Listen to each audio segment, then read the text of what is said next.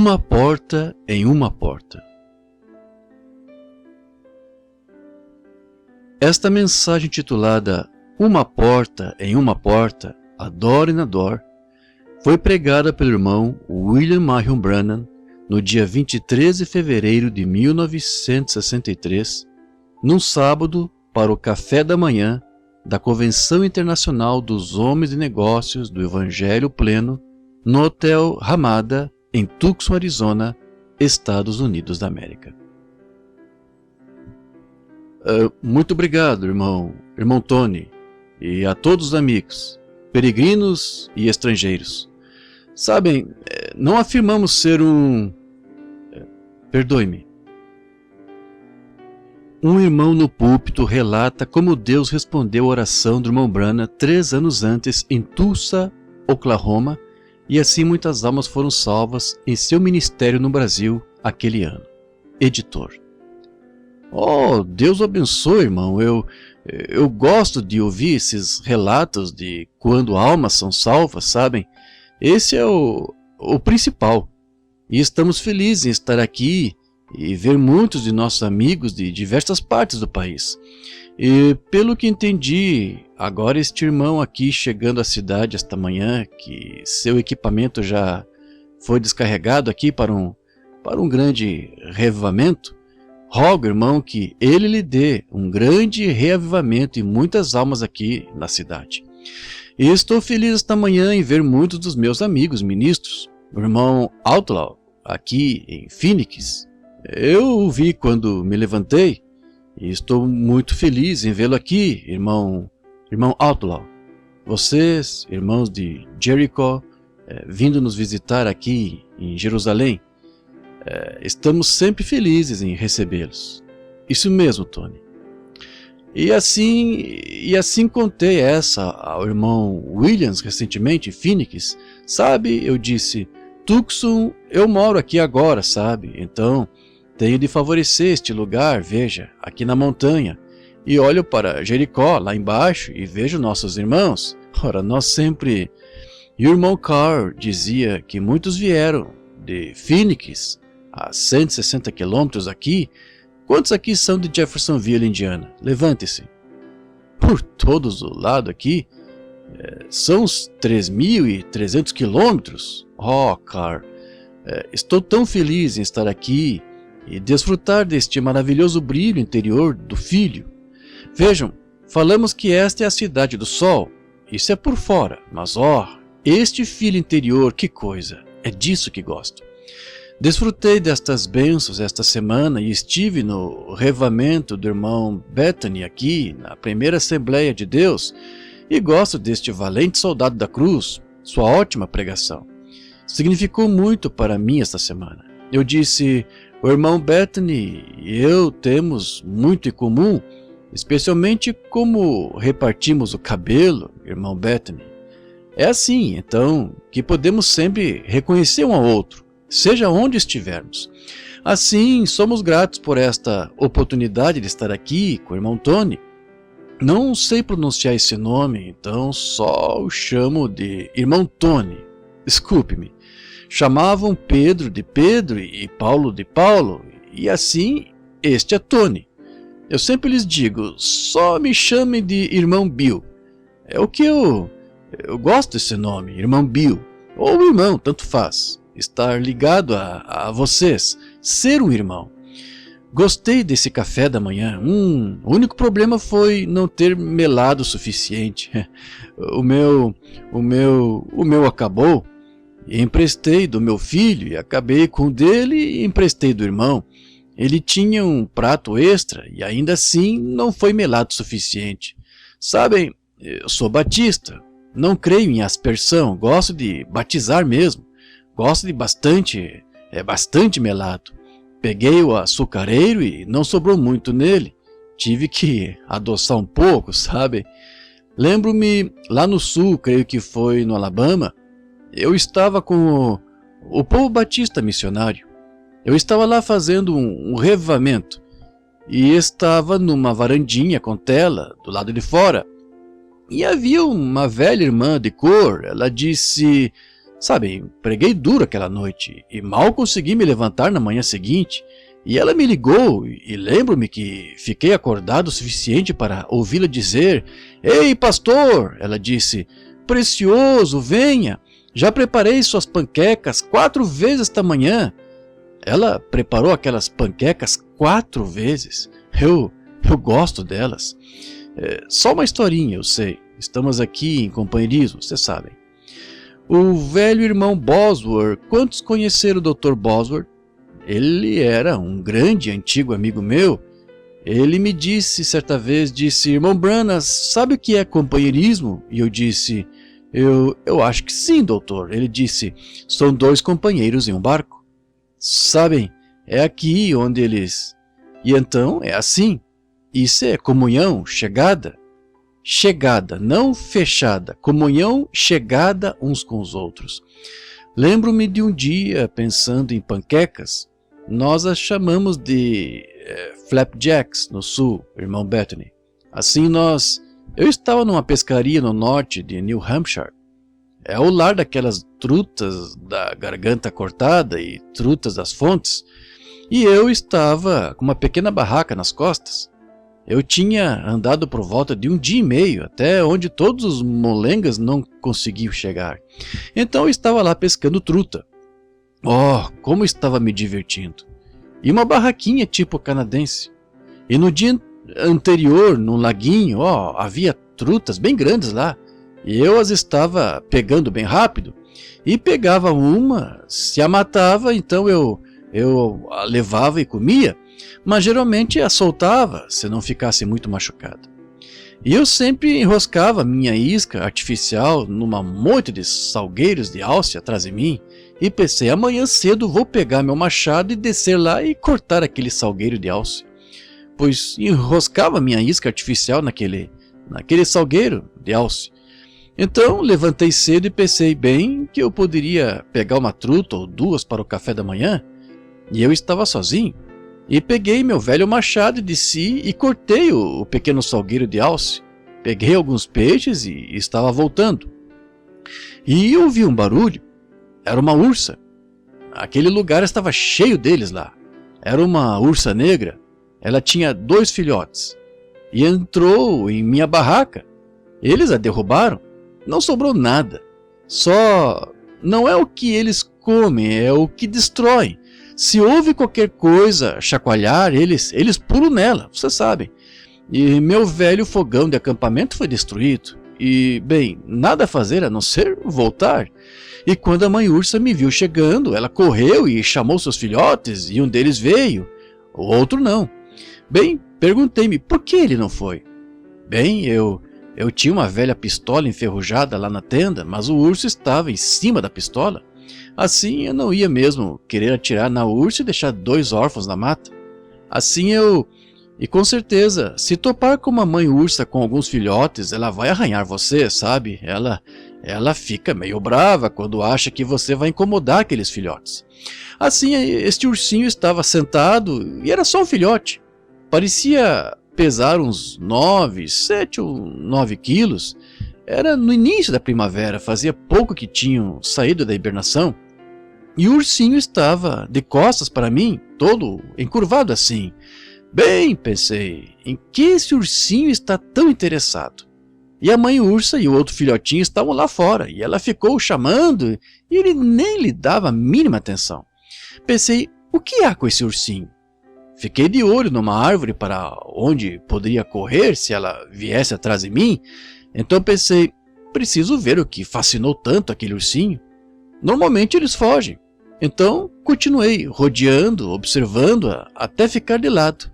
E vocês ficariam surpresos com o que estava acontecendo.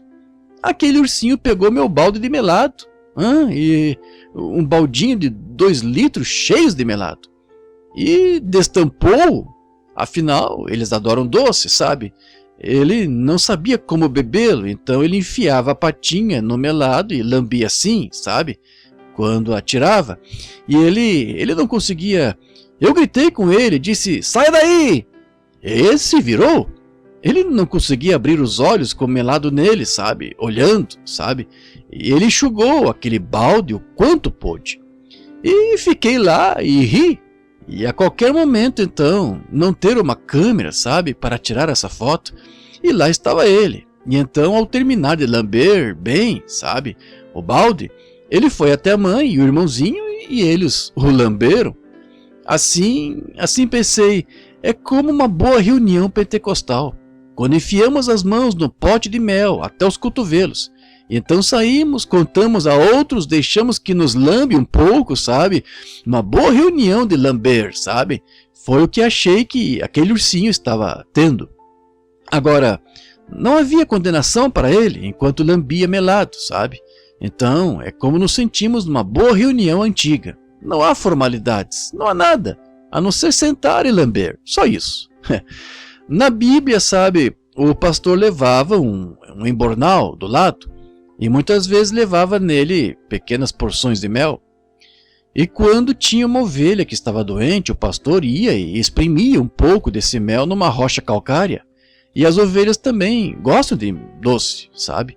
Então a ovelha ia e começava a lamber aquela rocha. Ela estava lambendo o mel, mas ao lamber mel ingeria calcário, e o calcário ajudava a curá-la. Tenho um embornal cheio de mel aqui, e vou colocá-lo naquela rocha, Cristo Jesus. E vocês, ovelhas, comecem a lamber agora. Tenho certeza que isto curará todas as nossas enfermidades se apenas lambermos a rocha das eras, e Ele sim cuidará do resto. Ele é o nosso curador de desconfortos físicos e espirituais. Ele é o lírio do vale, e no lírio encontramos ópio, e o ópio resolve todos os assuntos. Deixa-o atordoado e é como o Espírito Santo vem. Ele o deixa despreocupado quando você não se importa com quem está por perto ou nada disso. Você tem de soltar o vapor, então. É isso. Lembro-me de uma menina que certa vez ficou cheia do Espírito Santo. Por sinal, era metodista e estava dando um testemunho. E nunca me esquecerei da forma tosca de falar, nada pior do que como eu diria. E ela disse, bem, quero louvar ao Senhor por este Espírito Santo. Ela disse, se fosse melhor, eu explodiria. Gosto desta convenção e reuniões dos homens de negócio do Evangelho Pleno. E sabem, fui ordenado anos atrás, uns 35 anos atrás, na Igreja Batista Missionária. E lá procurei por anos ser um ministro leal ao Evangelho e a tudo que eu sabia ser certo. E então, depois que a grande visão veio, eu nunca tinha ouvido falar em algo como Pentecostes. Ouvi dizer que havia um bando de santos roladores no centro da cidade, babando no chão e tudo mais. Bem, não dei atenção a isso, mas quando Deus me chamou, eu fui entre eles e só tenho... Parecia que aquilo era o que estava em meu coração, ansiando por algo. Foi como colocar luva numa mão fria. Foi certinho e tenho desfrutado muito disso. Quando vim entre os irmãos, vi que entre eles era como nós, batistas. Estavam divididos em tantas organizações distintas. Que coisa! Eram de todos os tipos. E alguns deles andavam num camelo de uma corcunda, e alguns de 2 corcundas, e alguns de 3 corcundas, e alguns sem nenhuma corcunda. Mas sabe, pensei, não me unirei a nenhum grupo em particular, pois estaria identificado somente com aquele grupo. Assim, só ficarei entre eles e direi, somos irmãos. Creio que foi Jacó que cavou um poço, e os filisteus o expulsaram dele. Pelo que me lembro, ele o chamou de malícia, ou algo assim. Então ele cavou outro e disse que os filisteus o expulsaram dele, então o chamou de contenda. Ele cavou outro e disse, há lugar para todos nós. E é nisso que creio, há lugar para todos nós. E agora a única coisa a qual me uni desde que entrei no movimento do Evangelho Pleno, sou um de vocês. E acho que é o mais próximo do céu que há. Se houver algo mais próximo, tentarei achar, mas foi isto que achei. E gosto disso. Ficarei com isto até algo melhor vir. E estou esperando algo melhor vir. Como Pedro disse no dia de Pentecostes, disse, isto é aquilo. E se isto não for aquilo, então ficarei com isto até aquilo vir. Assim, então, ficarei com isso. Pois é, muito bom. E então vi que estes homens cristãos de negócios, homens de negócios do Evangelho Pleno, estavam mais ou menos do mesmo jeito, na brecha entre as grandes e finas organizações das igrejas, tentando fazer uma ponte de algo que era ter companheirismo, contendendo, não tentando separar nenhuma de suas organizações ou fazer todas entrarem em uma, mas apenas trazer companheirismo. E foi por isso que me uni.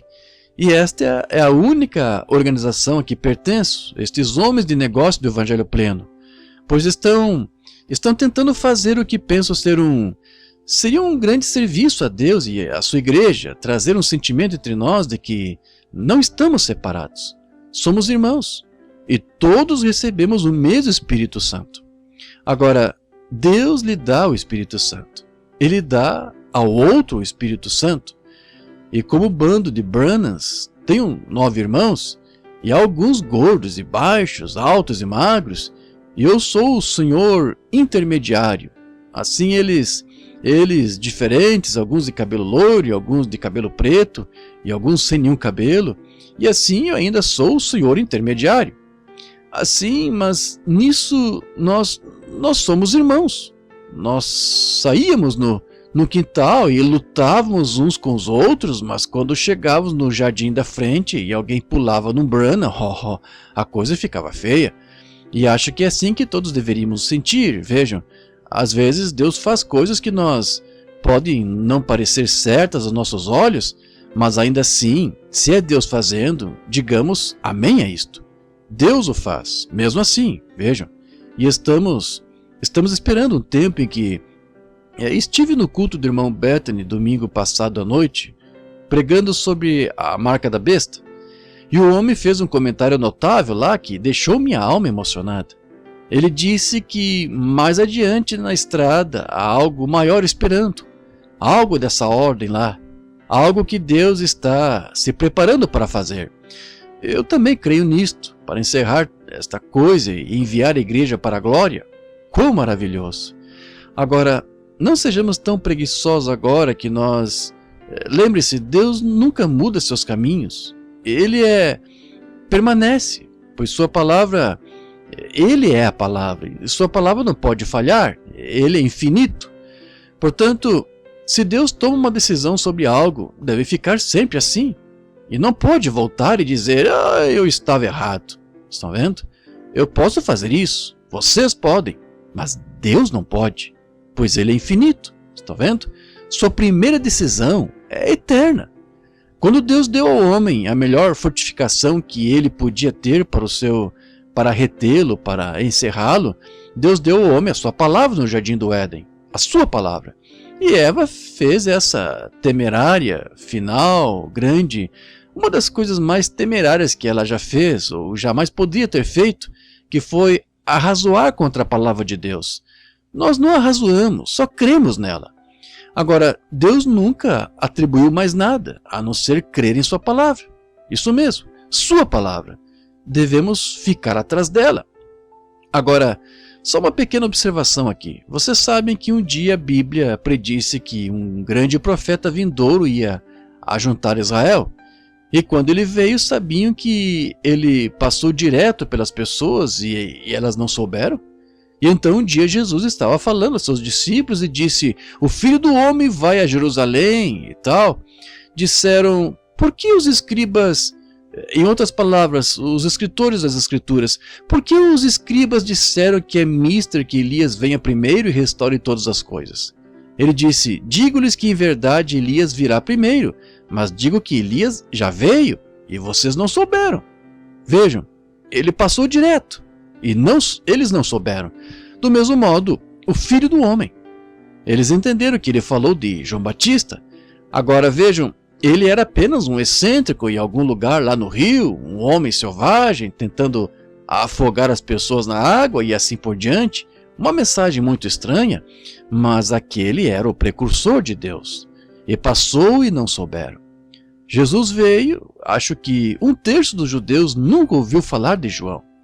Acho que quando Jesus esteve na terra, não muitos dos judeus e 1/100º da população da terra soube que ele estava aqui. Ele veio e se foi. A igreja, assim como vocês católicos, tentam reivindicar São Patrício. Qualquer um que conheceu São Patrício Ele era tão católico romano quanto eu. Assim, mas vejam Joana d'Arc, aquela mocinha santa que tinha visões e assim por diante. O que vocês fizeram? Queimaram-na numa estaca como bruxa. Ela partiu antes de vocês saberem que era santa. Estão vendo? Sabe, não seria horrível? E Jesus disse, como aconteceu nos dias de Noé, assim será na vinda do Filho do Homem, na qual 8 almas se salvaram pela água. E se o arrebatamento viesse hoje, e ele levasse 2 de Tucson e 1 de Fênix, e ao redor do mundo, como será o arrebatamento universal? E os que ressuscitarem dos mortos irão ao encontro dele nos ares, e não serão notados, uma coisa misteriosa. E então um dia destes o juízo cairá sobre a terra. Você dirá, bem, não era para haver um arrebatamento primeiro? Já veio e você não soube? Pense em quantas pessoas desaparecem no mundo hoje, e nem se sabe, nada se sabe a respeito. Desaparecerão 500 pessoas no mundo hoje e você não saberá nada a respeito. Estamos vivendo num tempo terrível. Preparemos nossas lâmpadas. Não diga que será assim. Estou dizendo, e se fosse? Então o juízo cai e o arrebatamento passou. Estão vendo? Ele já veio e vocês não souberam. Assim, quando nos reunimos nestes encontros, reunamos-nos com um propósito, que é servir a Deus. Coloquemos nossa vida a serviço. De que nos serve imitar algo? Por que aceitarmos um substituto quando os céus todos estão cheios de genuíno poder pentecostal e bênçãos? Por que deveríamos aceitar um substituto? Você não esgotará as bênçãos de Deus. Peça abundantemente. Poderia imaginar um peixinho de 1 centímetro de comprimento, lá no meio do oceano, dizendo, é melhor eu beber desta água com moderação, posso ficar sem. Agora, parece bobagem. Bem, é mais bobagem pensar que você poderia esgotar a bondade de Deus. Eu estava olhando há pouco e foi uma honra ver aquele idoso, o pai e a mãe de Carl Williams, que eu saiba. A primeira vez que tive o privilégio de vê-los ficarem de pé, e pensem com uns 80 anos, algo assim, e como Deus tem guardado esse casal idoso. Ele poderia passar por irmão de Carl, não como pai. E Tony disse que sua mãe saiu do carro lá e bateu a porta e foi para o outro lado como um soldadinho. Ora, estão vendo? Quão bom Deus tem sido para nós. Agora, se você não é membro desses homens de negócio do Evangelho Pleno, vocês homens, como batista eu falo a vocês batistas, como metodista, sou metodista. E certa vez estava pregando no Arkansas e foi um velho de muletas e ele foi curado. Ele vendia lápis na rua e ele estava de pé aquela noite e estava alvoroçando a reunião inteira.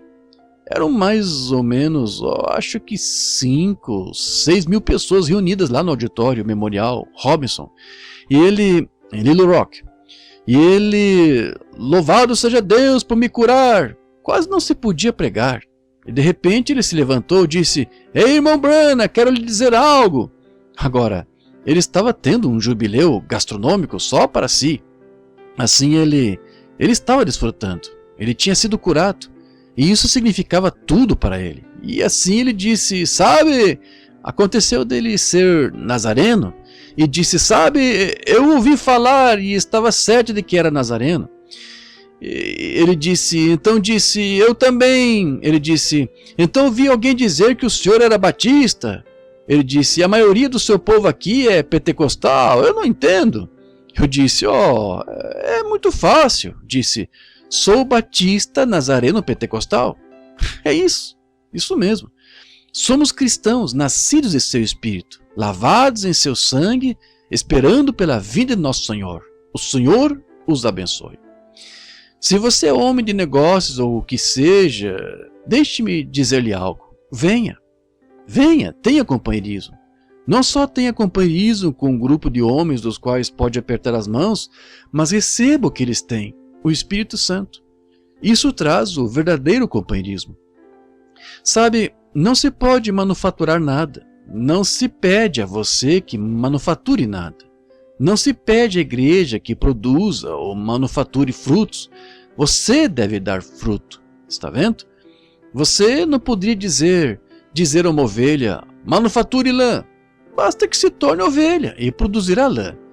Esse é o problema. Nós tentamos manufaturar algo. Não manufature, apenas acerte o interior. Poderia imaginar um pássaro preto sentado ali em cima e colocando penas de pavão nas asas e dizendo: "Oh, estão vendo que sou pavão?" Ele está tentando inserir algo que não cresceu de dentro para fora. E estamos vendo muito disso entre nossos grupos pentecostais. Sejamos pentecostais verdadeiros e genuínos, nascidos de novo. Direi agora, é a única coisa que já achei deste lado do céu que me dá a segurança de que meus pecados se foram e que nasci do Espírito de Deus. Então você tem algo, uma âncora em você, que segura. Bem, eu não pretendia tomar tanto tempo de você. Sei que tem de ir e sou um desses sujeitos de corda longa. Levo cerca de 1 hora para começar. E então prego por umas 2 horas, e então levo umas 3 horas para encerrar, e assim eu não vou ser tão radical esta manhã. Assim, agradecemos sua vinda. E estou morando aqui em Tucson agora, aqui na boa e velha Jerusalém. E querendo o Senhor, irmão Tony, estarei aqui 1 ou 2 vezes para ajudar e participar de todos os revivamentos de vocês.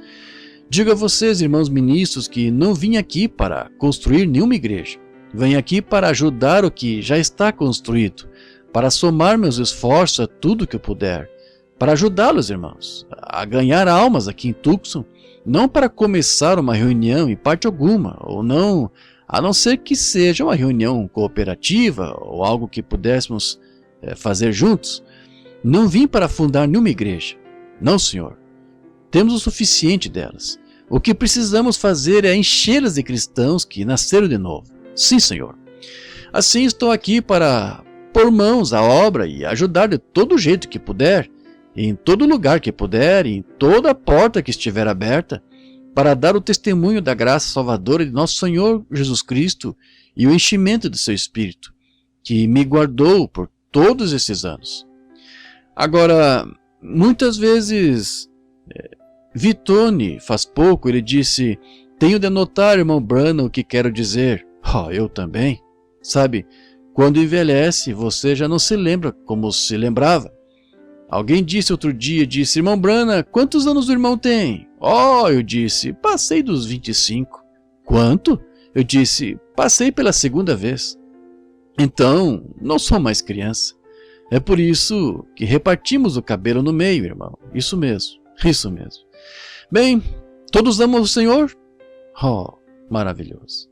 Agora, deixemos todo embaraço e todo pequeno cuidado agora. E queria saber se não seria muito inconveniente agora, sendo que estamos sentados há muito tempo, se poderíamos ficar de pé só um momento para a oração. E agora, enquanto estão de pé, lerei um capítulo ou um versículo da Bíblia. Enquanto presto atenção, por favor, lerei no livro de Apocalipse de Jesus Cristo, começando com o versículo 14 do capítulo 3. "E ao anjo da igreja de Laodiceia escreve: Isto diz o Amém, a testemunha fiel e verdadeira, o princípio da criação de Deus. Conheço as tuas obras, não és nem frio nem quente. Quem dera foras frio ou quente. Assim, porque és morno, não és frio nem quente, vomitar-te-ei da minha boca. Como dizes, rico sou, estou enriquecido, de nada tenho falta, e não sabes que és um desgraçado, miserável, pobre, cego e nu.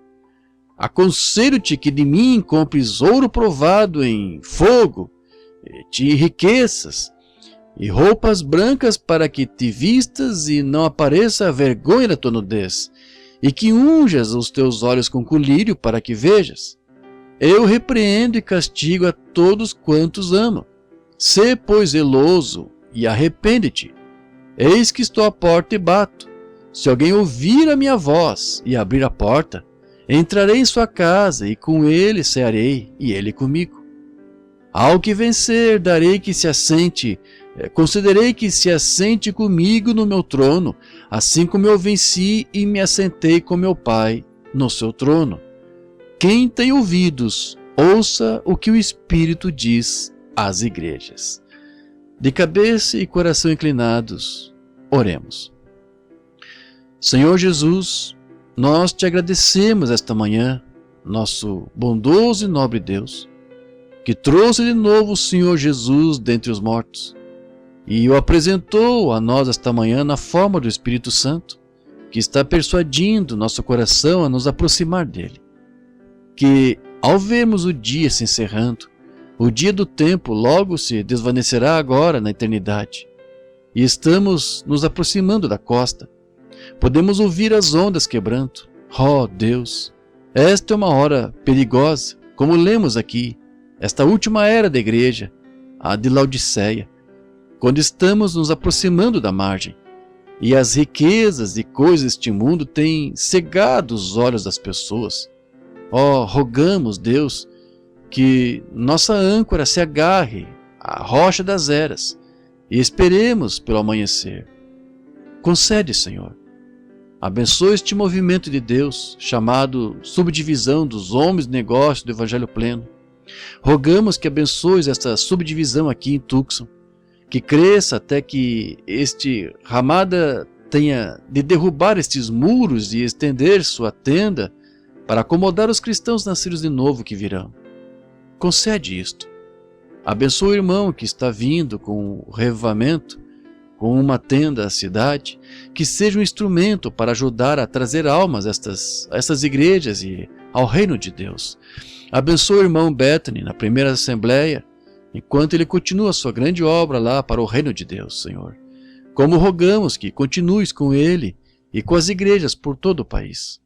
Agora, enquanto esperamos em Ti, que o Espírito Santo nos dê a interpretação e traga à luz o contexto do texto, pois pedimos, em nome de Jesus. Amém. Podem sentar-se. Já pararam para pensar só por um momento que esta poderia ser a última vez que nos reunimos? Sabem que alguns de nós talvez já não estejam aqui se voltarmos no próximo dia de reunião? Não sabemos o que acontecerá. E então, esta pode ser a última vez que nos sentamos num grupo como este, em companheirismo e comemos juntos nesta terra. Mas lembre-se, está chegando o tempo em que nos reuniremos de novo não num café da manhã, mas numa ceia, onde o grande banquete de Deus e as bodas do Cordeiro e as grandes cadeiras estão estendidas de céu a céu, e os redimidos de todas as eras sentados à mesa em frente uns dos outros. Será um tempo glorioso. Estou esperando por isso.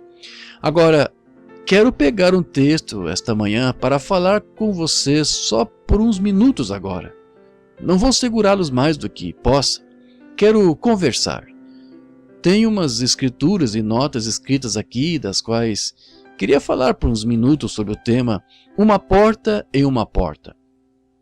Agora, é um cenário muito incomum que vemos esta manhã em nossa leitura da Escritura. É incomum de muitas maneiras, pois é uma das escrituras mais patéticas que há na Bíblia. Essa escritura aqui, pois está falando desta era em que vivemos. Está falando que, nesta era, Jesus Cristo foi expulso de sua própria igreja e está batendo a porta tentando voltar e entrar.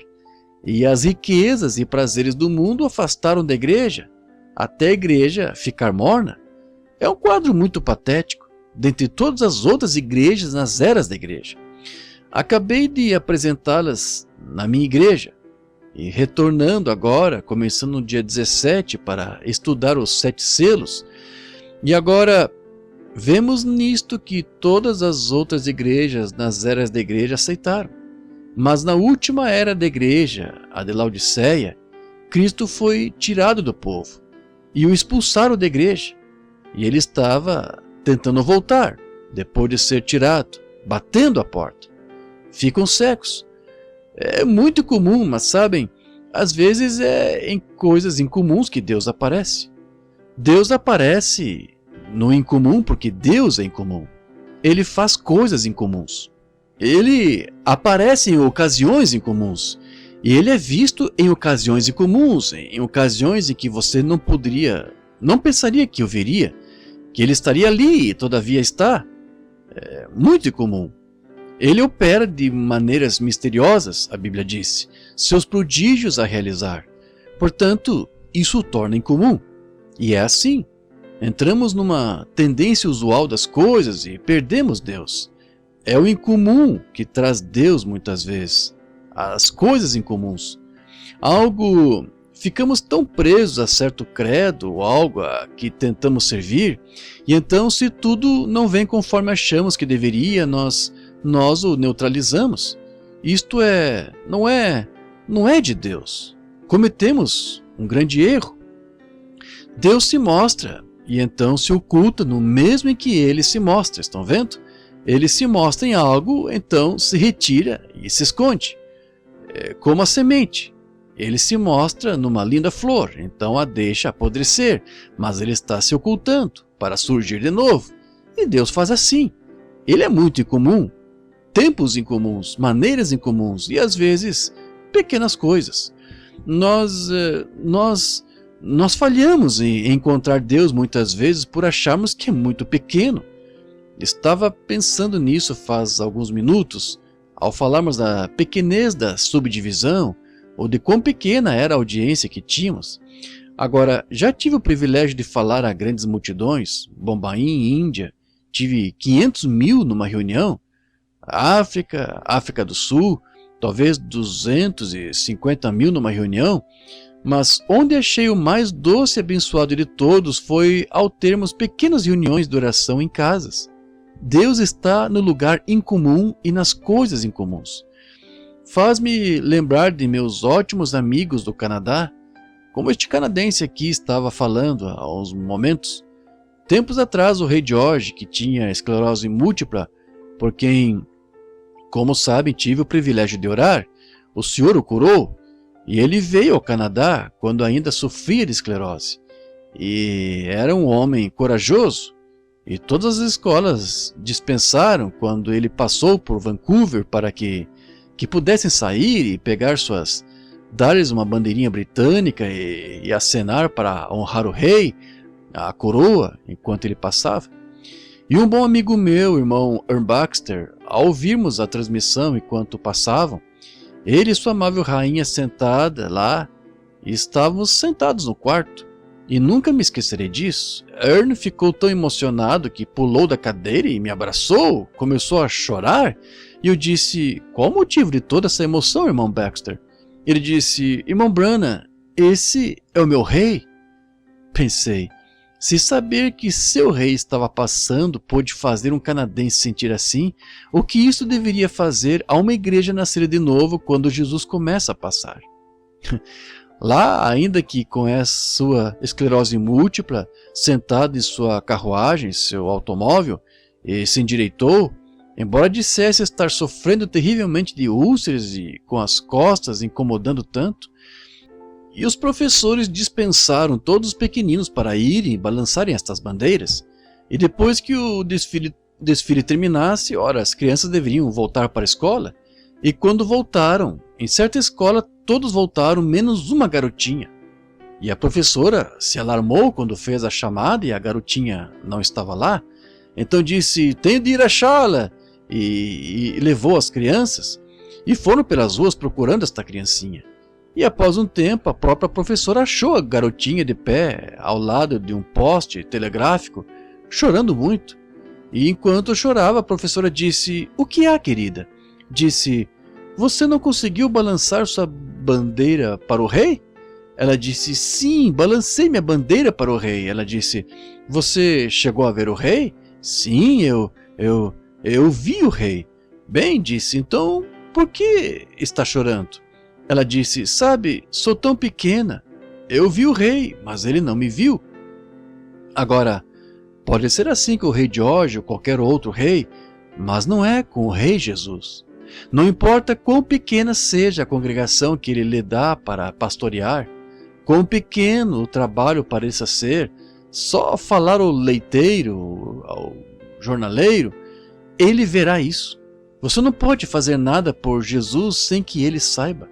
Você precisa se lembrar, Ele conhece cada coisinha que você faz. Ele lhe dará todo o crédito, pois foi o que lhe foi designado fazer. Não importa quão pequeno seja, faça-o mesmo assim. Se quer balançar sua bandeirinha, balance. Ele está nessa coisa em comum. Ele pode ganhar uma alma. Creio que foi Dwight Moody, ou estou enganado? Pode não ter sido. Uma irmã idosa tinha um peso no coração que queria ganhar uma alma para Cristo e era lavadeira. Acho que foi há 150 anos e poupou seu dinheiro até juntar $3 e alugou um velho estábulo por uma semana por $1. E ela mesma foi lá e o limpou e pegou sua bancada de lavar roupa e fez um altar e ergueu um púlpito. E a espuma ainda na velha bancada de lavar roupa, e pegou uns folhetos e começou a distribuí-los.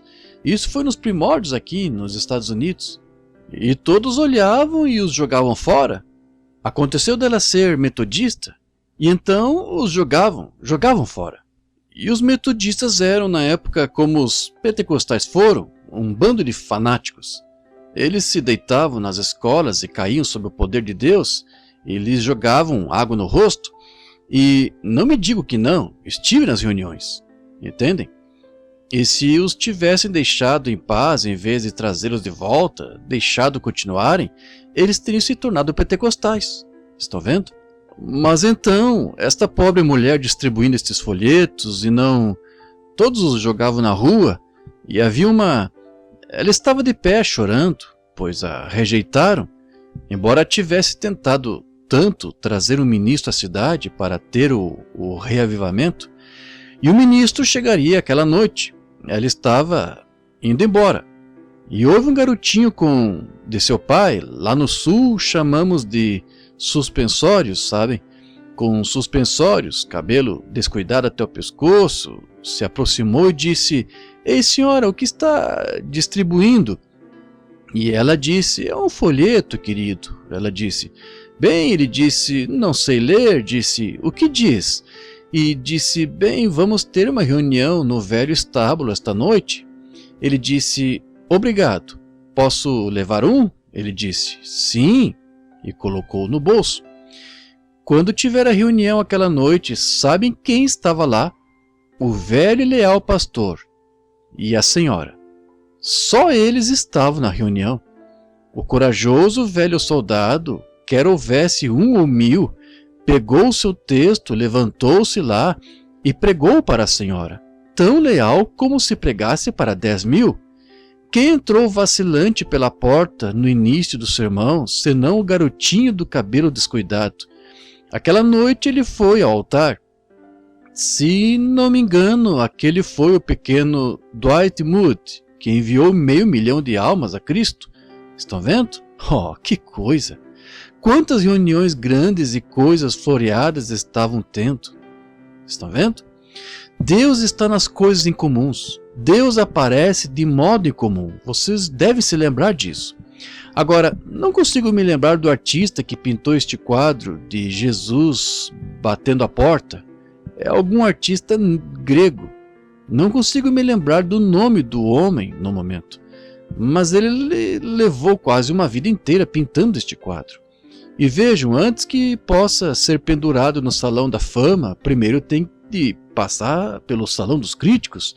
Qualquer grande quadro deve ser assim, tem de enfrentar os críticos. Oh, queria ter o necessário para apresentar isso diante desta audiência esta manhã. Vocês entendem, pentecostais, ao esfriarmos, que hoje Deus nos fez passar pelo Salão dos Críticos? A igreja tem de passar pelo Salão dos Críticos antes que possa ir para o Salão da Fama como noiva? Claro. Você pode suportar? Está pronto a vir com a Escritura e permanecer corajoso quanto ao seu testemunho no amor de Cristo? Ou está recuando, saindo com o mundo? Como a Bíblia disse, Dimas me desamparou, amando o presente século. É aí que a igreja está hoje, pesada na balança. É por isso, torna-se Laodiceia. Este quadro, como o artista pintou, quando foi para o salão dos críticos não puderam achar nada de errado. E por fim um grande crítico veio e disse: há algo errado com seu quadro. Ele disse: é verdade, Jesus com um lampião na mão, vindo de noite nas trevas do pecado, é um bom quadro. Sua expressão com a expectativa de que alguém venha à porta quando ele estiver batendo, disse: é maravilhoso. E o olhar em seu rosto, pois ele anseia ouvir do lado de dentro: mas, Senhor, não há trinco na porta. Se ele veio, como Jesus poderia entrar? Pois não há trinco na porta. Oh, disse o artista, eu pintei assim, pois o trinco está do lado de dentro. Jesus não pode entrar apenas pela vontade dele, tem de ser a sua vontade e deixá-lo entrar. Eis que estou à porta e bato. Se alguém ouvir a minha voz e entrar, deixar-me entrar, eu entrarei e com ele serei, ele comigo. Esse é o quadro que vemos agora. Para que um homem bate a porta? O que faz um homem bater a porta? Ele está tentando ganhar acesso, está tentando entrar. Aí, talvez haja algo que queira falar com você, ou talvez queira falar com você sobre algum negócio, ou algo assim, ou talvez queira lhe dar algo, algum motivo, ou ele não estaria batendo a porta. O irmão Branham bate no púlpito. Estão vendo? A decência humana seria só abrir a porta e ver o que a pessoa quer. É a única coisa humana a se fazer, abrir a porta, perguntar ao homem, quem é? O que quer? Ele quer, talvez queira visitá-lo, só sentar-se e dizer, sou seu amigo, gostaria de falar com você um pouquinho esta manhã. Então, sente-se, se ele for um amigo, converse com ele. Se é alguma pessoa que quer algo de você, vocês podem conversar a respeito, estão vendo? Muita gente importante tem batido as portas ao longo da vida. Agora, depois que você vai à porta, depende muito de quem está batendo. Você tem de saber quem está batendo a porta. Mas você deve pelo menos ir até a porta. A única coisa decente a se fazer é ver quem está ali à porta. Vá lá. Se alguém está batendo, diga quem é e abra a porta. Quem é? O que deseja? Muitos pode ser alguém importante, e se for alguém importante, seria uma grande honra para você se abrisse a porta a alguém que fosse importante. O que acha que teria acontecido anos atrás quando Adolf Hitler era o Führer da Alemanha? O que acha de alguém humilde vivendo lá no beco ou rua abaixo em algum lugar, se ouvisse uma batida à porta certa manhã, sabe? Se fosse até a porta e este humilde soldado de infantaria alemão lá de pé, e lá estivesse Adolf Hitler de pé junto à porta. Ora, ele foi o homem mais importante da Alemanha em certa época, está vendo? Claro. Ora, ele era um grande homem. Sabe o que aquele humilde soldado de infantaria faria? Ele quase desmaiaria. Ele ficaria em sentido, faria sua saudação alemã e gritaria: Grande Führer da Alemanha, entre em meu humilde lar. Qualquer coisa aqui que deseje, qualquer coisa que seu servo possa fazer, basta dizer-me, farei de bom grado. Oh, que honra! Sabe de uma coisa? Todo jornal da Alemanha publicaria esse artigo do grande Adolf Hitler ir à casa de um soldado comum, bater a porta e pedir algo. O que Hitler pedisse a um soldado de infantaria, viesse à sua casa e honrasse seu lar, bem, que grande coisa seria o que se você estivesse na Itália nos dias de Mussolini, e Mussolini era o ditador de Roma, da Itália, e se algum pobre, rua abaixo, ouvisse uma batida à porta certa manhã, e lá estivesse Mussolini junto à porta, oh, que coisa! Seu coração tremeria. Bem, grande ditador, grande e honrado senhor, entre em minha casa. Tremendo todo. O que eu poderia fazer? Há algo aqui que o senhor queira? Há algo que seu servo poderia fazer pelo senhor? Oh, seria uma grande honra para qualquer romano receber Mussolini em casa. Ou e se a rainha da Inglaterra viesse aqui a Tucson hoje e descesse aqui no aeroporto e viesse a uma de nossas casas aqui? Uma de nossas... Somos apenas gente comum. E se a rainha da Inglaterra viesse da Inglaterra, do outro lado do mar, descesse aqui no aeroporto, no aeroporto e fosse trazida de táxi e viesse e batesse à sua porta? E você, uma senhora honrada ou cavalheiro, viesse até a porta e dissesse, como vai? E lá estivesse ela como uma mulher comum. E você dissesse, como vai? Quem é a senhora? Sou a rainha da Inglaterra. E se identificasse, oh, que coisa, que honra, que respeito. Todo o jornal de Tucson e dos Estados Unidos sairia no noticiário nacional que a grande rainha da Inglaterra veio a Tucson, Arizona, e visitou você, um pobre. A dignidade que isto acrescentaria à rainha ao se humilhar para vir à minha porta ou à sua. Bem, sabe o que ela diria? Mesmo ela não sendo... Você não está sob o domínio dela, ainda assim ela é uma pessoa importante. Ela é a maior rainha do mundo. Quando se trata de nacionalidade, ela é a maior rainha nacional do mundo. Ora, você diria, honorável rainha, entre em minha casa. Se há algo aqui que queira levar, qualquer coisa que queira levar, fique à vontade. Ora, claro.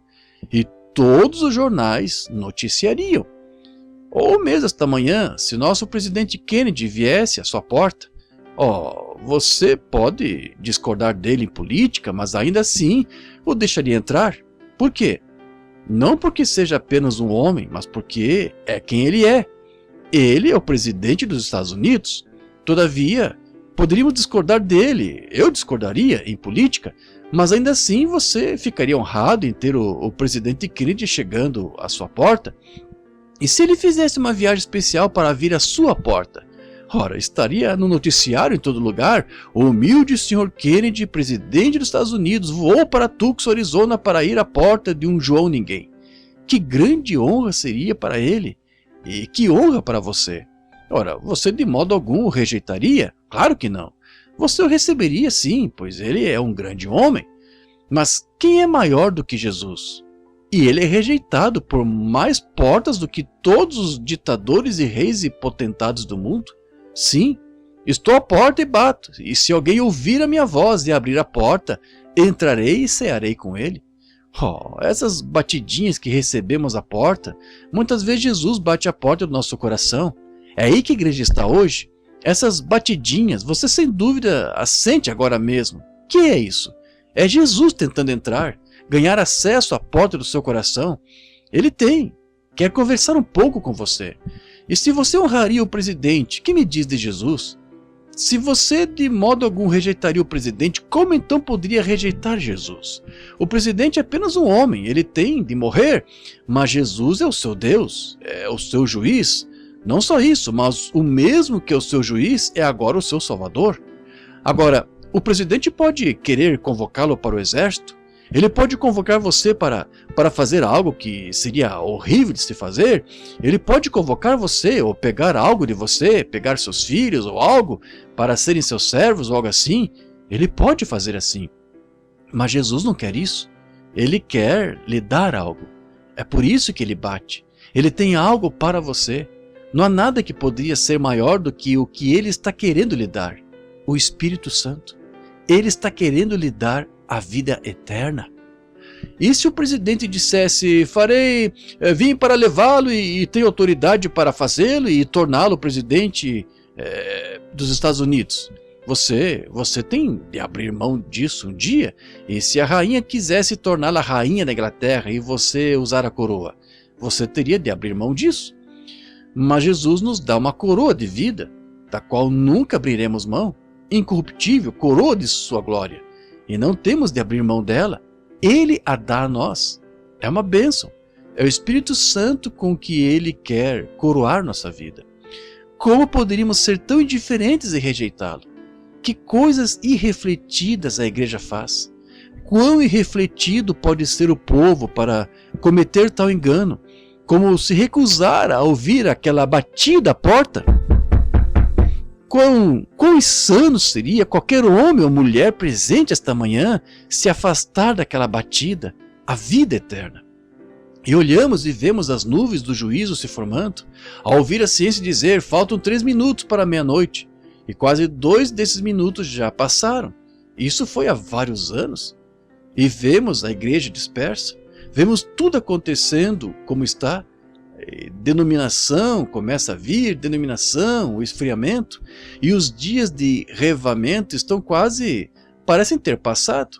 Melhor encararmos a verdade. Temos muito barulho, claro, martelamos o piano, damos pulos, as mulheres cortam o cabelo e de olhos pintados de azul e agem com indecência, e os homens deixando que façam. Isso é contrário à Escritura. Uma cena tão repugnante o que vemos em nossas ruas hoje. Levei meus filhos ontem, meus filhinhos queriam ir ver o desfile do rodeio passar. Meu pai era montador e eu cavalgo um pouco, e está neles gostar de cavalos. E queriam ver os cavalos. E quando parei na rua fiquei enjoado no íntimo e voltei, ao ver como as pessoas estão hoje tentando viver no passado, tentando viver algo que já passou. Estamos num mundo em mudança. Está mudando constantemente em minha região. Sou de Kentucky, sabe? De nascença. Quase todos os meus parentes moram lá. E tenho o Renfrew Valley. Tento imitar caipiras e usar lamparinas de querosene e cozinhar em fogão a lenha e usar roupas como os primeiros colonizadores. Eles estão no mundo em mudança, tentando viver Você está num tempo moderno, tentando voltar e viver algo diferente que já passou. O que leva alguém a fazer isso? Porque é o que deve fazer. Mas então você tenta lhes trazer um evangelho que nunca muda e não o querem. Querem algo moderno e atualizado? Alguém que lhes dê tapinha nas costas e os deixem passar impunes só por se unirem à igreja e viverem como queiram? Mas quando se trata de voltar ao evangelho de verdade, eles não querem. E isso neles, que tem fome de voltar, é o evangelho. E tento satisfazê-lo pegando de volta as coisas naturais e recusando as espirituais. Estão vendo como o diabo inverte o evangelho para as pessoas? Sem desconsiderar minhas irmãs, mas se nos dias primitivos uma mulher passasse pela cidade, como vi algumas ontem, de calça comprida, como a mulher conseguiu vesti-la, parecia que a pele estava do lado de fora. Queriam saber como a mulher conseguiu enfiar o pé nela, andando pela rua, quando a Bíblia disse: aquele que veste roupa de homem é uma abominação aos olhos de Deus. E se com aquele azul em toda a parte de cima dos olhos ela tivesse passado por uma cidade dos colonizadores, o velho médico a poria no hospital e deixaria a cidade em quarentena por causa de uma doença que uma mulher gangrenou antes de morrer. Isso mesmo, tamanha doença. E então você tenta voltar e viver algo, então recusa a batida à porta do antigo evangelho do Espírito Santo. E como foi no dia de Pentecostes, com os mesmos atributos que tinha nele, para nos limpar e nos tornar novas criaturas? Estamos vivendo nas sombras, e a igreja está nessa era de Laodiceia. Rica, de nada tenho falta. Agora, nós pentecostais não podemos criticar muitos batistas e metodistas, pois o roto não pode falar do esfarrapato, sabe?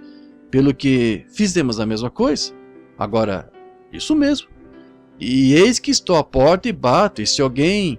Agora, lembre-se, a Bíblia disse que nesta era ele estava do lado de fora da igreja tentando entrar. Agora, não se pode contestar a palavra de Deus, estão vendo? Ele estava tentando entrar, implorando para entrar. Qualquer um que abrir a porta, deixar-me entrar. Entrarei e cearei com ele, estão vendo? Ele tem algo que quer falar com você. Algum negócio ou um plano de salvação, ele quer falar com você. Mas talvez você tenha ficado tão cheio de credo e tão duro, indiferente, que não queira ouvi-lo falar. Isso mesmo. É isso que estou a... Você diz: irmão Branham, agora espere aí, eu já o deixei entrar. Bem, talvez você tenha feito exatamente isso, mas talvez seja tudo que você fez, apenas o deixou entrar. Veja, muitas pessoas não... Elas temem a própria ideia do inferno e sabem que vão para lá sem Cristo, está vendo? E dirão: bem, eu deixei entrar, claro, 30 anos atrás, 20 anos atrás, mas talvez seja tudo que você fez. E se eu fosse à sua casa, batesse a porta e você dissesse: entre, irmão Branham, eu entro, mas fique bem aqui, não fique andando por aí, fuçando em minha casa. Está vendo? Agora, sabia que dentro da porta do coração humano temos pequenos compartimentos secretos? Não queremos admitir, mas é a verdade. Claro, Temos pequenos compartimentos secretos. Sim, Senhor. Gostamos de chamar, acolhemos em nosso coração, mas não queremos torná-lo nosso Senhor. Não queremos ir para o inferno. Então, oh Jesus, entre pela porta para eu não ir para o inferno, mas não pode ser meu Senhor. Agora, Senhor é propriedade. Significa que quando você o deixa entrar como Senhor, Ele controla tudo. Ele está em casa. E se eu chegasse em sua casa e batesse a porta, se você não me quisesse e dissesse, saia da minha porta, eu prezaria mais. Se me deixasse entrar e dissesse, agora não fique fuçando por aí, fica aí mesmo. Agora, o que você quer? Está vendo? Eu me sentiria bem-vindo?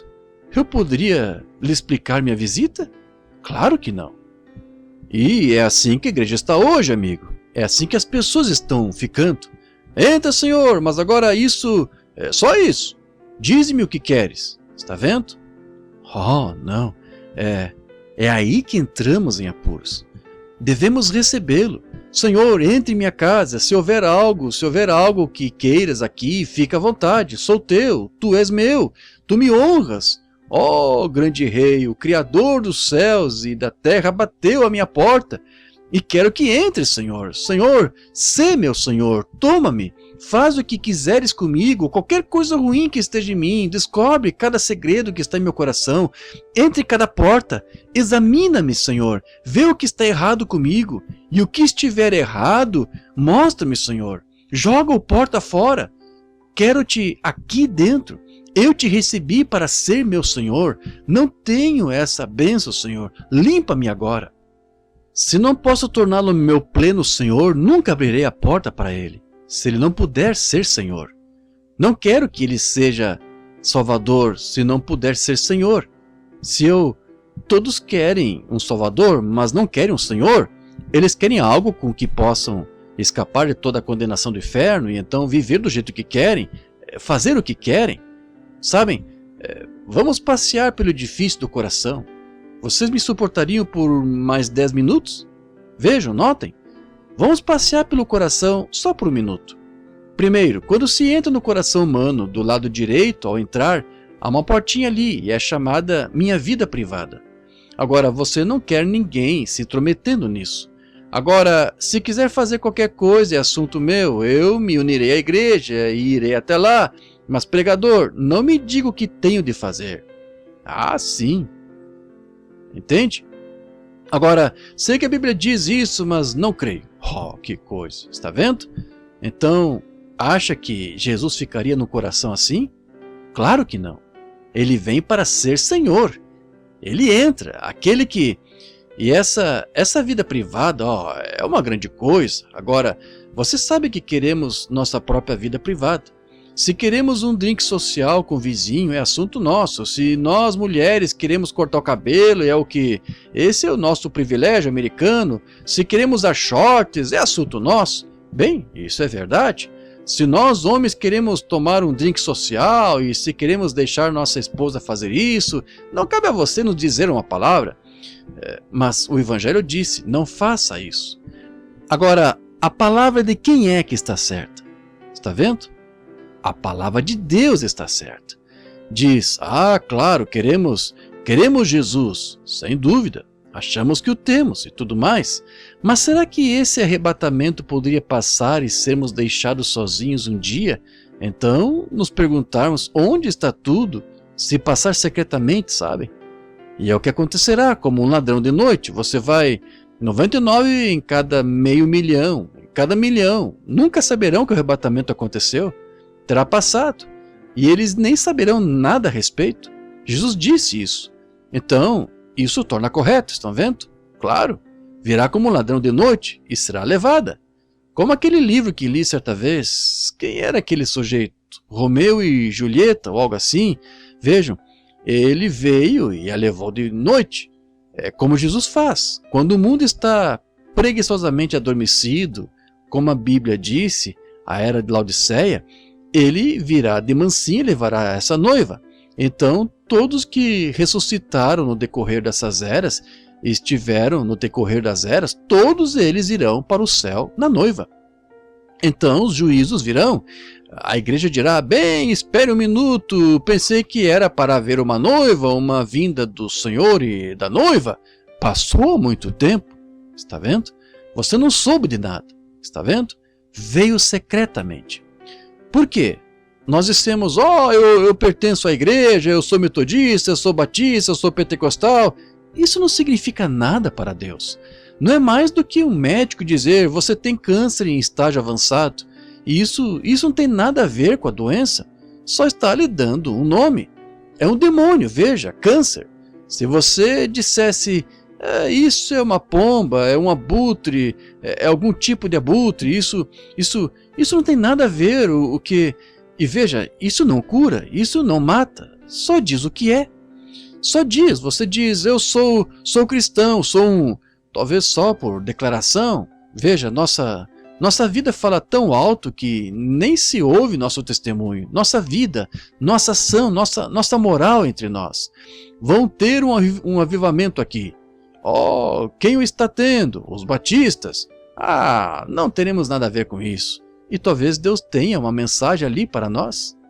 Quem o está tendo? A primeira assembleia, a segunda assembleia, ou do nome de Jesus, ou a igreja de Deus, ou algo assim.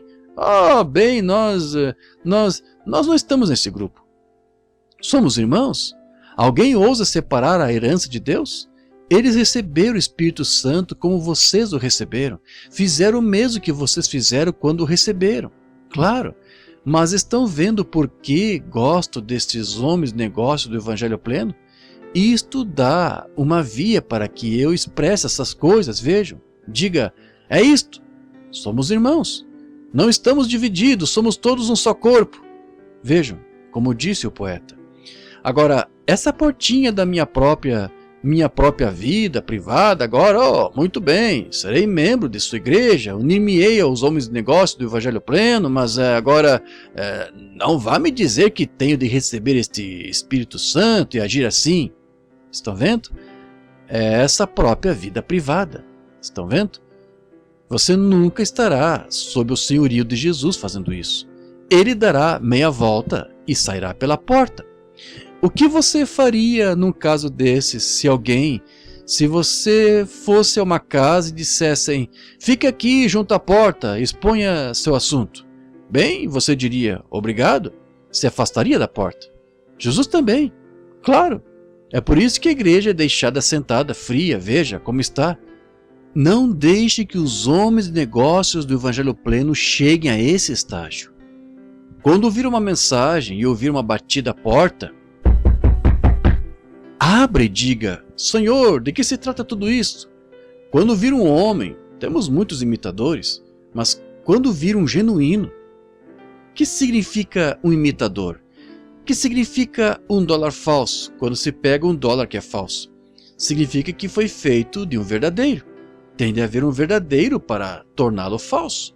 Assim, há um verdadeiro Espírito Santo, um verdadeiro poder de salvação, um verdadeiro Deus de amor. Sim, não receba nada menos. Não, Senhor, não faça isso. Muito bem, essa porta privada, terei de me apressar por essas portas. Há uma portinha do orgulho também. Que coisa. Essa é ruim. Melhor não ficarmos muito tempo nessa porta. Mas você quer se pôr nessa porta própria e dizer: agora não vá me dizer nada. Está vendo? Ora, tenho o meu próprio orgulho, claro, mas não deveria fazê-lo. Preguei aqui não faz muito sobre o cordeiro e a pomba. E o cordeiro, veja, uma ovelha não produz nada além de lã. É o que ela produz, e ela cede os seus direitos.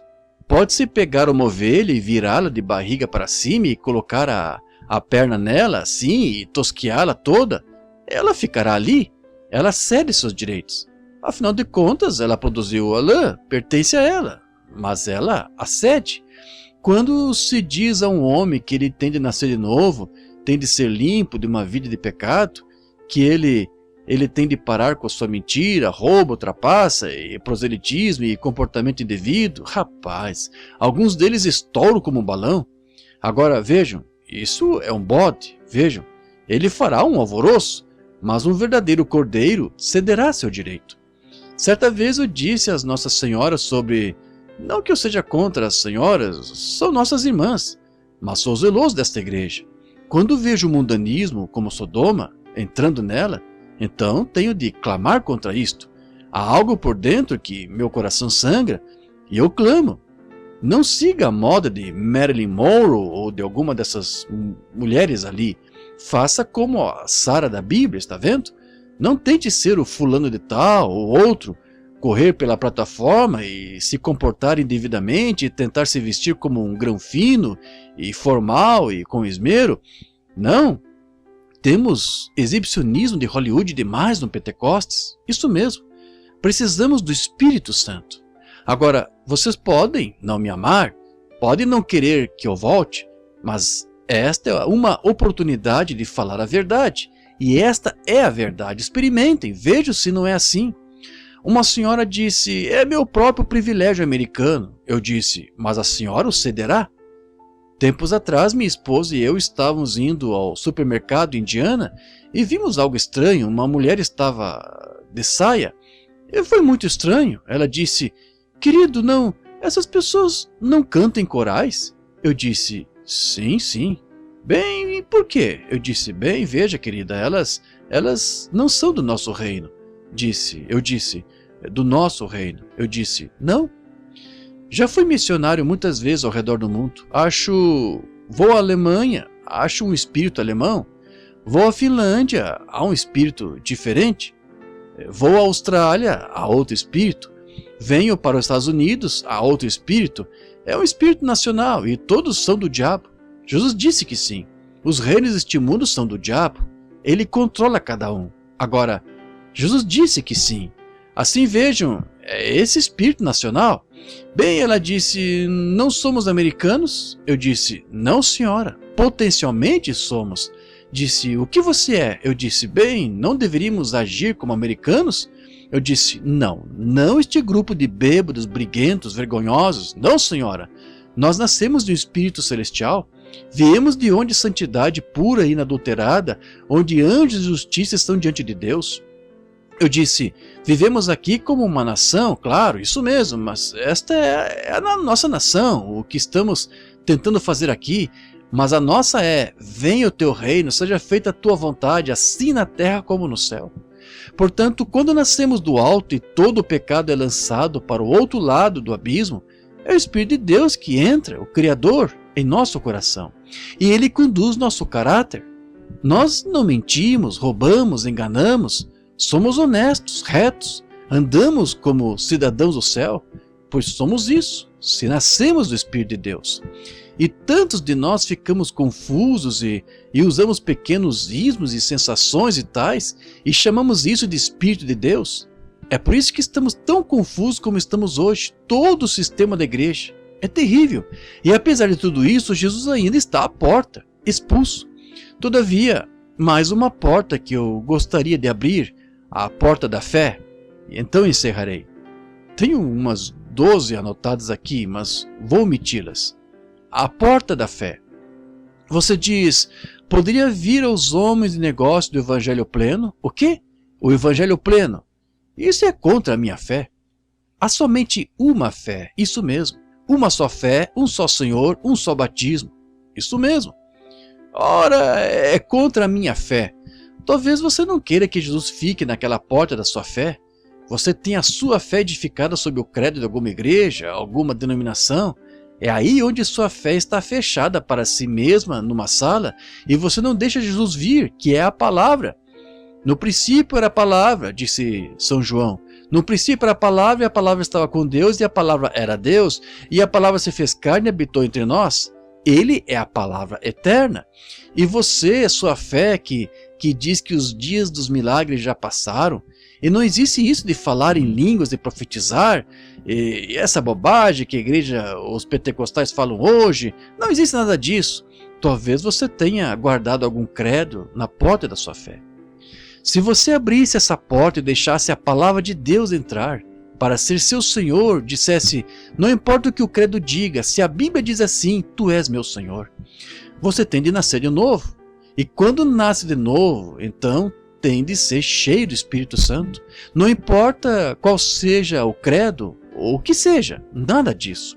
Você diz, bem, creio que Jesus é o Filho de Deus. O diabo crê na mesma coisa.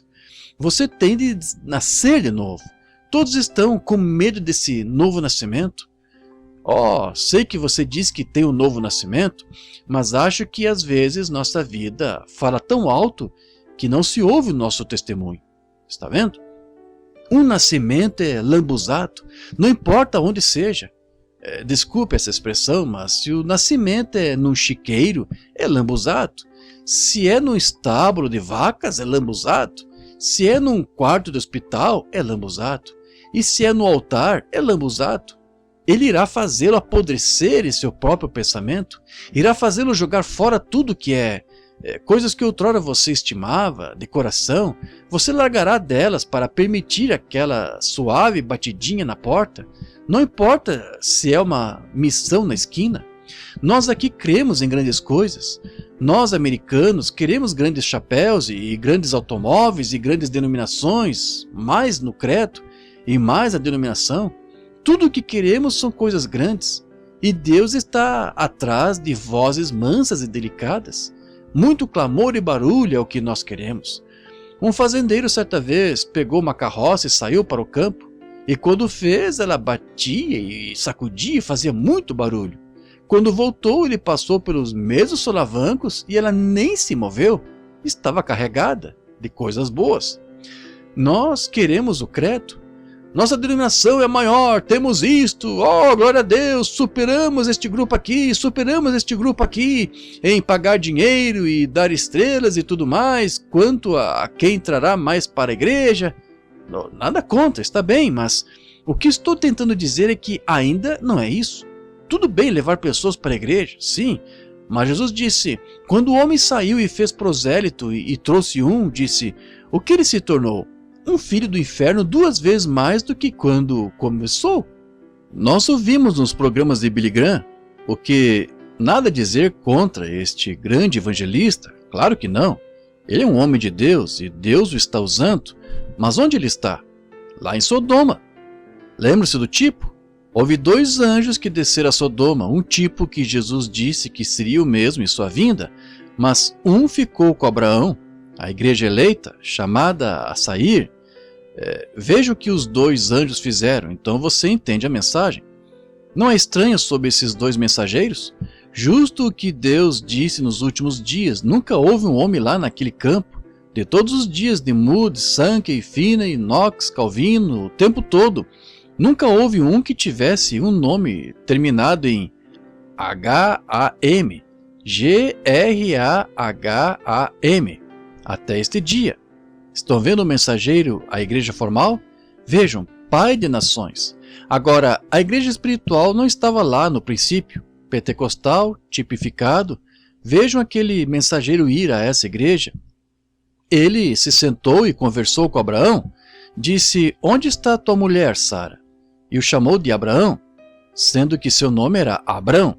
Disse, onde está tua mulher, Sara? O nome dela era S-A-R-A-I.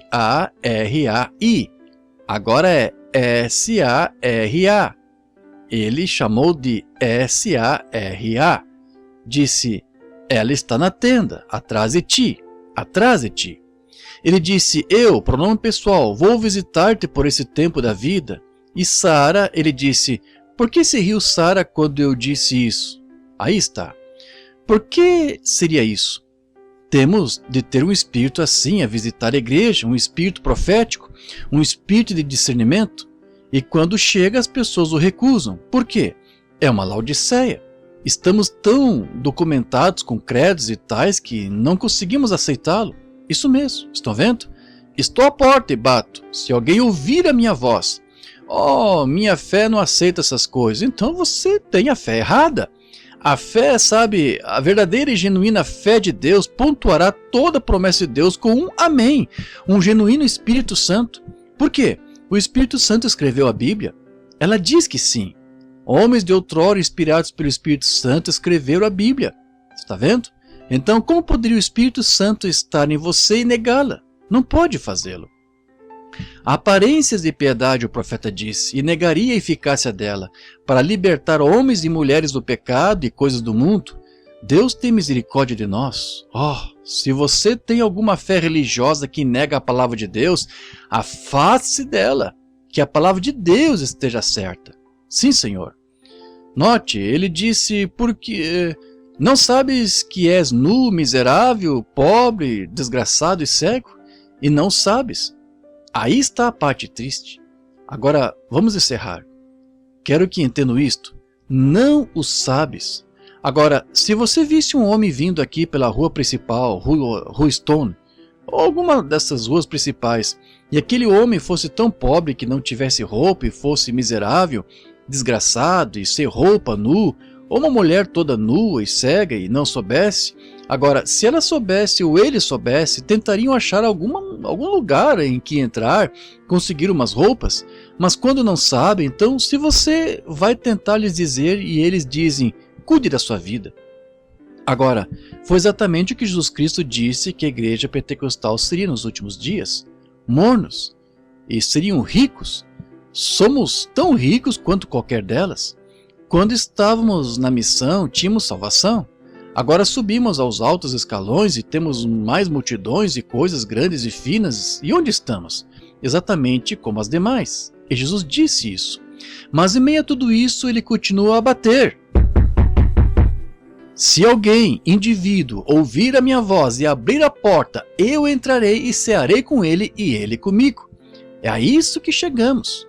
Nu, cego, realmente cego, espiritualmente cego. Não se poderia lhes dizer nada. Sabem, fomos criados muito pobres lá em Kentucky. Meu avô era caçador e um caçador muito conhecido e caçava guaxinim. Não sei se vocês aqui acham que não tem água suficiente no Arizona para ter guaxinins, mas lá eles tinham guaxinins. Eles caçavam guaxinins. Quantos sabem o que é um caçador de guaxinim? Bem, olha os de Kentucky aqui, que coisa. Muito bem. Sinto que poderia tirar meu paletó agora e pregar um pouco. Eu estava um pouco acanhado, mas sinto-me muito bem agora, que coisa. Quantos sabem o que é um colchão de palha? Bem, Tony, obrigado. Por fim voltei para casa. Sim, isso é ótimo. Oh, que coisa. Pão de milho, canjiquinha, oh, que coisa. Feijão fradinho e folhas de nabo. Já comeram? Oh, que coisa. Isso é agora, estamos bem agora. Sim, senhor, isso é bom. E vovô caçava guaxinins e tirava a gordura deles. E o que tinha uma latinha, nós guardávamos aquela latinha de fermento em pó. Mamãe tinha uma com que cortava pãezinhos ou com uma lata de fermento em pó e fazia ótimos pãezinhos. Você podia pegar a parte de cima e o fundo se soltava e colocava melado de sorgo ali e um tanto de manteiga feita em casa. Era muito bom. Cairia bem agora. E me faltou um pouco de melado esta manhã, assim também, e algo assim cairia muito bem. E mamãe pegava esta gordura de guaxinim e isto era cura para tudo em nossa casa. Isto e o unguento para cortes de arame farpado, e ela nos cortávamos e passavam aquele velho unguento para cortes em nós, e agarrás, e então, quando ficávamos com algo errado, pegávamos gordura de guaxinim. E tínhamos um quartinho e havia um sótão. Tínhamos de subir uma escada assim. O corrimão era feito de galhos finos e nós, crianças, dormíamos lá em cima num colchão de palha. E então em cima do colchão de palha havia um colchão de penas. E então as telhas de madeira foram fixadas à luz da lua. Então ficaram frestas. E por causa da nevasca, ela colocava uma lona em cima de nós para evitar que a neve caísse em nosso rosto à noite, neste bando de pequenos Brannans. E dormimos 2 no pé, e 2 na cabeceira, e 2 no meio. Dormimos de todo jeito, esponjando-nos lá como porquinhos e nos aquecíamos. E de vez em quando um de nós saía debaixo daquela lona quando o vento frio estava soprando e pegávamos um resfriado. E ficávamos com aquilo nos olhos. E sabem, aquela coisa pegajosa entra em seus olhos. Mamãe a chamava de remela. Dizia, ficando com remela nos olhos. Bem, eu acordava de manhã e mamãe dizia: Billy, venha, está na hora de ir para a escola. E eu dizia: mãe, estou com remela nos olhos, não consigo enxergar. E meu irmão Hump acordava, seu nome era Edward, e o chamávamos de Hump só por diversão. E ele dizia: estou com remela nos olhos. Eu via a velha lata de gordura de guaxinim ser colocada no fogão. Ela o descongelava e mamãe subia a escada e esfregava e massageava aqueles olhos.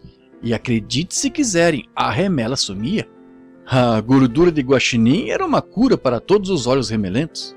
Mas eu lhes digo, passou uma onda de frio pela igreja e gordura de guaxinim nunca funcionará. Mas Jesus disse: aconselho-te que compres colírio, o Espírito Santo. Estão ficando tão cegos, a igreja está, que ela não consegue ver Deus, só vê sua organização. Ela só vê o que se pode ver diante de nós. Nunca olha além para a breve vinda do Senhor. Gordura de guaxinim nunca resolverá isso. Mas o bálsamo do Espírito Santo abrirá seus olhos e você poderá perceber isso, a presença de Jesus Cristo. E Ele é o mesmo ontem, hoje e eternamente. Ele é Deus e Ele pode untar seus olhos com o seu Espírito Santo. Você esquecerá que era metodista, ou batista, ou unicista, ou dualista, ou trinitário, ou da Igreja de Deus, ou nazareno, ou peregrino da santidade. Você será um cristão nascido de novo do reino de Deus. Você seria algo. Você não terá que tentar dizer: bem, preciso fazer isto. Há algo em você que o impele a fazê-lo. A compulsão em seu coração leva à oração. O amor divino flui para dentro do seu ser mais íntimo, até você não conseguir ficar quieto. As reuniões de oração fluem de você como a água de um poço artesiano. Quando era guarda florestal, por vários anos eu passava por uma grande nascente e ficava borbulhando assim. Eu me sentei junto àquela nascente certo dia e disse: por que está tão feliz? Oh, a água estava deliciosa. Eu tomei um gole de água e disse: por que está tão feliz? Está feliz porque os coelhos bebem de você? Se ela pudesse falar, diria: não. Porque os veados bebem de você? Não. Porque eu bebo de você? Não. Por que está tão feliz? O que a faz borbulhar assim? Se soubesse falar, ela diria: não sou eu borbulhando, irmão Branham. É algo por trás de mim me impulsionando, fazendo-me borbulhar constantemente. Nós nos impulsionamos a fazer coisas, mas quando o Espírito Santo está ali, fazemos por amor divino. Para mim o viver é Cristo e o morrer é ganho, disse Paulo. Claro. Agora, deixe o bálsamo da unção dele vir aos seus olhos. Para encerrar, não é minha intenção segurá-los aqui até ficarem tão cansados. Sendo minha primeira vez ou segunda vez com vocês, perdoe-me se demorei demais. Deixe-me encerrar, então, dizendo isto. Lá no sul tínhamos um velho irmão pentecostal de cor, que era mesmo um verdadeiro servo de Cristo. Havia certa irmã negra que ia à igreja, e ela era cheia do Espírito Santo. E que grande caráter tinha. Ela tinha um marido. Ele era um bom sujeito. Seu nome era... Eles o chamavam de Gabriel e nós o chamávamos de Gabe, para abreviar. E assim nunca conseguimos fazê-lo se alinhar com a igreja. Ele não queria mesmo ir à igreja. Ele dizia que... e os rapazes no Brilhar que ele frequentava diziam que aquele era um bando de santos roladores e que não estavam com nada. E a única coisa que Gabe tinha de fazer era, no domingo de manhã, pegar seu taco de sinuca, ir ao salão de sinuca ou algo assim, e sair por aí com os rapazes. Mas sua esposa era uma verdadeira santa devota. E ela ia à igreja e orava e pedia ao pastor e a todos que orassem por Gabe. Pois realmente, no fundo do coração, ele era um bom homem. E tinha um pequeno negócio lá, pequeno na esquina, um ponto de engraxate. Ele engraxava sapatos e ganhava dinheiro suficiente para jogar bilhar. Ora, ele ia e jogava bilhar. Então ele não queria mesmo se alinhar com o evangelho. E o pastor, o velho Gabe, gostava muito de caçar. Assim o pastor também era caçador, então pegava Gabe e ia caçar. Iam caçar. Assim, certo dia, depois de perambular o dia todo pela mata e pelos pântanos, eles estavam a caminho de casa, aquela tarde, e tinham tanta caça que mal conseguiam carregá-la. Iam carregados de coelhos e pássaros, e passaram por um caminho conhecido enquanto subiam. Subiram ao topo da colina e então desceram até a cidadezinha lá embaixo. Era sábado e o sol estava se pondo. E aconteceu do pastor olhar em volta. Ele não tinha ouvido o velho Gabe dizer nada por um tempo e olhou em volta. E Gabe estava olhando por cima dos ombros em direção ao sol se pondo, enquanto cruzava o horizonte ocidental, e o pastor olhou para trás. Ele notou que Gabe não estava dizendo nada, mas olhando para trás enquanto andava, e assim o pastor andou um pouco. E após um tempo, uma grande mão negra tocou seu ombro. E quando ele se virou surpreso, o velho Gabe o estava encarando com lágrimas escorrendo pelo rosto, pingando assim. Ele disse: pastor, de manhã o senhor me achará bem ali no banco do pranteador. Disse: então sairei dali e me sentarei ao lado de minha fiel esposa. E então ficarei naquela igreja até que Deus me chame para o lar. E claro, o pastor se virou surpreso. Ele disse: Gabe, eu quis, esperei, e almejei e orei por isso por anos. Ele disse: Gabe, ficou resolvido? Ele disse: sim, pastor, está resolvido. Mas também quero esse Espírito Santo. E subirei ao banco dos pranteadores de manhã e vou recebê-lo ou morrer ali mesmo. Disse: Gabe, eu prezo isso. Disse: mas quero lhe perguntar uma coisa, Gabe. Que sermão eu preguei que o inspirou a fazer isso? Gostaria de saber que sermão eu preguei, sobre o que preguei, ou que hino ou coral cantou que o inspirou a tomar essa grande decisão, Gabe. E o velho negro olhou para o pastor e disse: pastor, disse, gostei muito de cada sermão que o senhor pregou. Disse: eu gostei de tudo que disse, pastor. Ele disse: e gostei de cada belo hino que o coral cantou. Mas disse: pastor, não foi isso. Ele disse: sabe, estava olhando para aquele sol se pondo lá, e sabia que o meu e o seu sol também estão se pondo, a luz do nosso corpo está partindo? E é verdade. É verdade aqui, esta manhã, homens, o sol está se pondo em sua vida e na minha, e está se pondo no tempo, na civilização. Ela está acabada, e ele está à porta, batendo, anelando, esperando. Aquela batidinha, algo no fundo do seu coração que diz: sou eu, abra a porta. É ele. Gabe tinha ouvido aquilo e deu meia volta. Ele disse outra coisa. Pastor, disse, sabe que atiro mal? Disse: eu não consegui acertar em nada. O irmão sabe que não. E olha só a caça aqui, o suficiente para mim e minha esposa pela semana que vem inteira. E disse: sabe, não consigo acertar em nada, mas disse, ele me deu.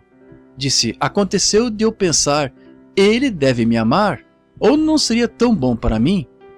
Já se deram conta disso? Hoje na Índia as criancinhas, eu sei, deitadas na rua e com as barriguinhas inchadas, suas gengivinhas assim, morrendo de fome, mamãe implorando para levarem este e há milhares mais. De tarde eles passam e os recolhem em macas e coisas tais e os levam a um lugar aquecido e os jogam lá dentro. Não há João 14.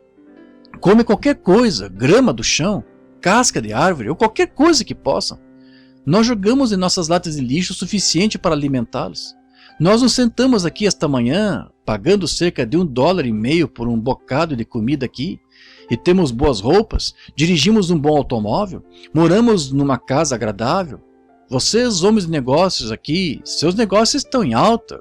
Como os ouço testemunhar, Deus é bom para vocês, não percebem? Ora, Ele os ama, sabiam? E é por isso que essa batida vem. Estou à porta e bato. E se alguém ouvir a minha voz de abrir a porta, entrarei em sua casa e com ele cearei e ele comigo. Agora, essa pequena voz mansa que bate à porta do seu coração pode ter batido tantas vezes que mal possa se ouvir agora mesmo. Mas sejamos honestos com Deus e com nós mesmos, só por um minuto. Aquela batidinha bem lá embaixo, que disse, melhor refrear meus caminhos, melhor ser diferente, melhor me endireitar. Sei que há coisas em mim. Eu olho aqui, examino minha vida com esta palavra e vejo que estou errado em muitas coisas. Olhe em volta, veja quão bom. É a bondade dele que bate à porta. Não importa o que fizemos, quanto pecamos, quanto o rejeitamos, quanto dissemos, oh, mais tarde o faremos, Ele ainda está batendo em meio a tudo isso. E se algum homem ou mulher apenas abrir o coração, eu entrarei e cearei. Vejamos o que Ele quer esta manhã. Vamos ver? Enquanto inclinamos a cabeça. Espaço em branco na fita, editor. Ó meu Jesus, eu te amo, eu te amo. Ó pela graça, para te amar mais, Senhor. O que é essa coisinha que fica me dizendo em meu coração que preciso me aproximar um pouco mais de Jesus? O que é isso? Você quer abrir a porta a isso esta manhã? Agora, por favor, toda a cabeça inclinada e todo o olho fechado. No fundo do seu coração, seja bem honesto só por um minuto. Você tem uma batida tão pequena à sua porta. Vou orar só um momento. E sinceramente, você gostaria de saber o que é essa coisinha misteriosa em sua vida que você gostaria de deixar entrar? Você gostaria que ele entrasse hoje? Diga, irmão Brana, ore para que eu tenha a fé e a graça para abrir meu coração e deixá-lo entrar. Quero saber o que é isto, batendo a minha porta. Sei que há algo batendo ali. Talvez seja para eu me aproximar, talvez seja um ministério diferente, talvez seja para me render, talvez seja para receber o Espírito Santo. Gostaria de levantar a mão a Deus e dizer, aqui estou, Senhor? Deus os abençoe. Isso mesmo. Está em todo lugar. Tem uma batidinha na porta do meu coração. Acho que uns 60% ou 70% das pessoas. De cabeça inclinada.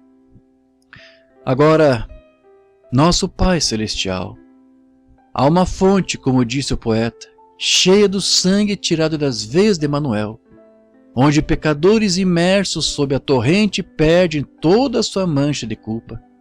Aquele ladrão moribundo regozijou-se em ver aquela fonte em seu dia, e que lá possa eu, embora vil como ele, lavar todos os meus pecados.